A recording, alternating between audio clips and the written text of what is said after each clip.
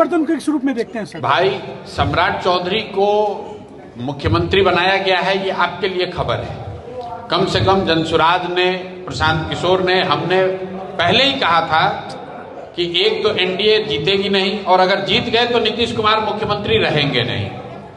अगर 10,000 रुपए देकर एनडीए के लोगों ने वोट नहीं खरीदा होता, अगर इलेक्शन कमीशन की मदद उनको नहीं होती, जो पिछले दरवाजे से एक तरीके से मैन्युफैक्चर्ड मैंडेट लिया गया, उसी वजह से आप देख रहे हैं कि उनको 202 सीट आई है।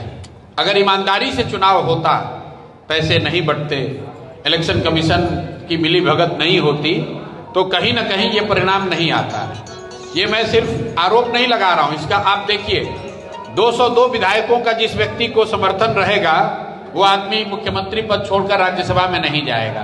तो ये दिखाता है कि वो 202 विधायक जो जीते हैं, वो लोकप्रियता का बहुमत नहीं है, जनता के लोकप्रियता का बहुमत नहीं है, वो मैन्युफैक्चर्ड बहुमत है।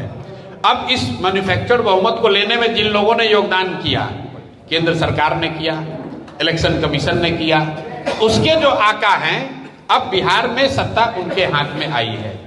व्यक्ति के तौर पर सम्राट चौधरी बने हो या कोई दूसरा बने, आप ये देखिए कि ज्ञान की भूमि बिहार को भाजपा ने कितना बढ़िया सौगात दिया है। ज्ञान की भूमि है ये, भूमि आर्यभट्ट और चाणक्य की है, ये भूमि नालंदा और तक्षशिला विश्वविद्यालय की है। पूरे दुनिया से लोग पढ़ाई करने बिहार आते थे। ये बुद्ध की भूमि है, और यहाँ पर भाजपा को जब मौका लगा तो उन्होंने किसको मुख्यमंत्री बनाया है, आप उसका चाल चरित्र चेहरा देख लीजिए और चर्चा कर लीजिए। लोगों को ये तक नहीं पता है कि ये आदमी पढ़े लिखे हैं कि नहीं पढ़े लिखे, इन्होंने 10वां पास किया है कि नहीं किया है। आप 10वां पास नहीं किए हैं, ये कोई चर्चा का विषय नहीं है। चर्चा का विषय ये है कि आप इस राज्य के मुखिया हैं, कम से कम ये तो बताओ कि तुमने भाई 10वां पास किया है कि नहीं किया है। नहीं किया है तो ईमानदारी से बता दो। फर्जी सर्टिफिकेट लगाना आपके चरित्र को दिखाता है। ये भाजपा की सौगात है। इस आदमी पर जो अभी बिहार के मुख्यमंत्री बने हैं, सीधे सीधे 6 लोगों की हत्या के आरोप में वो जेल में रहे हैं, लेकिन उसकी कोई घोषणा उन्होंने अपने इलेक्शन एफिडेविट में नहीं की है। तो मेरे भाई, अब बिहार की जनता ने जो बोया है वो काटेंगे।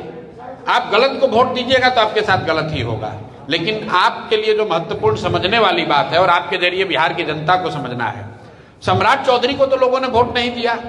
सम्राट चौधरी खुद से मुख्यमंत्री नहीं बने हैं, उनको मुख्यमंत्री मोदी और अमित शाह ने बनाया है। तो ये कहीं ना कहीं अमित शाह और मोदी की सोच को और उनके चाल चरित्र चेहरा को दिखाता है कि वो कैसे लोगों को आगे बढ़ाते हैं।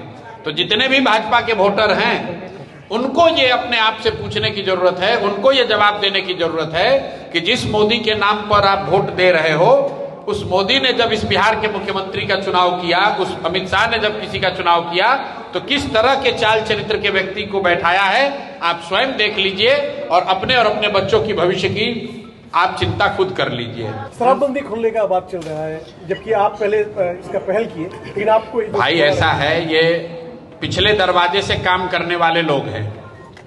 जो लोग जिनके मन में चोर होता है, जिनके मन में ईमानदारी न हो, उनको हर काम पीछे दरवाजे से ही करना पड़ता है।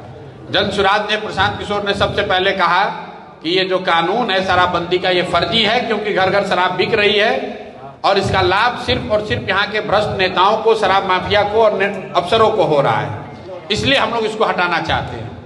ये भी कहा कि हटाने के बाद जो पैसा उससे मिलेगा, उसका इस्तेमाल सरकार चलाने के लिए नहीं, अपना सुरक्षा बंगला गाड़ी के लिए नहीं, यहाँ के पढ़ाई और बिहार के नव निर्माण के लिए खर्च किया जाएगा।